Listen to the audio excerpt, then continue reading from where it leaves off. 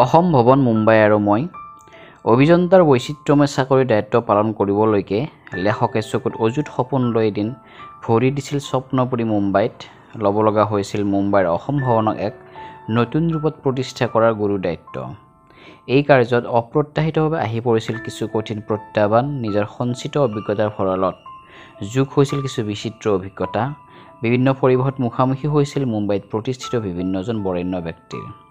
এই সকলোবোৰৰ মাজত লেখকে সন্মুখীন হোৱা সংগ্ৰাম আৰু অভিজ্ঞতা দস্তাবেজ হৈছে অসম ভৱন মুম্বাই আৰু মই। প্ৰত্যাহ্বান, অভিজ্ঞতা আৰু সংগ্ৰামৰ এক অবিৰত যাত্ৰা।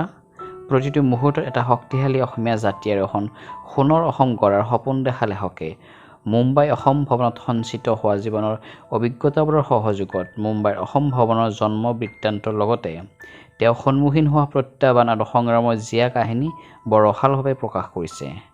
মুম্বাইত সান্নিধ্য বা স্বনামধন্য অসমীয়াসকল যেনে সুধাকণ্ঠ, ডক্টৰ ভূপেন হাজৰিকা, সংগীত পৰিচালক জিতু তপন, কৰ্কট ৰোগ বিশেষজ্ঞ ডাক্তৰ তপন শইকীয়া আদি সান্নিধ্যৰ কথাও কিতাপখনত বৰ সুন্দৰকৈ বৰ্ণনা কৰিছে। উল্লেখযোগ্য যে এই গ্ৰন্থখনৰ যোগেদি লেখকে কৰ্কট ৰোগ চিকিৎসাৰ প্ৰাণকেন্দ্ৰ মুম্বাই মহানগৰীৰ বিভিন্ন প্ৰয়োজনীয় ঠিকনা, কৰ্কট ৰোগৰ চিকিৎসালয় আৰু মুম্বাই অসম ভৱনত থকা ব্যৱস্থাৱলীৰ বিষয়ে বিতং তথ্য আগবঢ়াইছে, যাৰ দ্বাৰা প্ৰতিজন পঢ়ুৱৈ উপকৃত হ'ব। লেখক সম্পৰ্কে তৃণন সন্দিকৈ বৰ্তমান মুম্বাইস্থিত অসম ভৱনৰ আৱাসিক অভিযন্তা।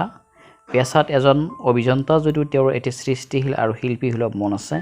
তেওঁ আকাশবাণী ডিব্ৰুগড় কেন্দ্ৰৰ এজন স্বীকৃতিপ্ৰাপ্ত গীটাৰ বাদক। তদুপৰি মুম্বাই ফিল্ম ডিভিজনৰ স্বীকৃতিপ্ৰাপ্ত নিউজ ৰিডাৰ।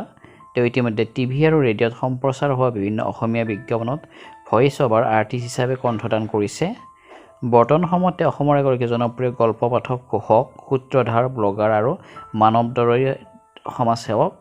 তেওঁ অসম ভৱনত এটি দায়িত্বশীল পদবীত থকা অৱস্থাতো সময় আৰু সুযোগ উলিয়াই সাহিত্য আৰু সংস্কৃতিৰ সাধনা কৰে। মাজে সময়ে অসমৰ বাতৰি কাকততো লিখে। ইতিমধ্যে সাহসী, নিৰ্ভেজাল, স্বাভিমানী সত্তাৰ লগতে নিজৰ জাতিটোৰ বাবে থকা দায়িত্ববোধৰ বাবে লেখক তৃণন সন্দিকৈ ৰাইজৰ মাজত বিশেষভাৱে জনপ্ৰিয়তা অৰ্জন কৰিবলৈ সক্ষম হৈছে। এই কিতাপখন এমাজনত উপলব্ধ হৈছে। ডেছক্ৰিপশ্যনত ইয়াৰ লিংক দিয়া হৈছে, তাৰ পৰাও কিতাপখন সংগ্ৰহ কৰিব পাৰিব। ধন্যবাদ।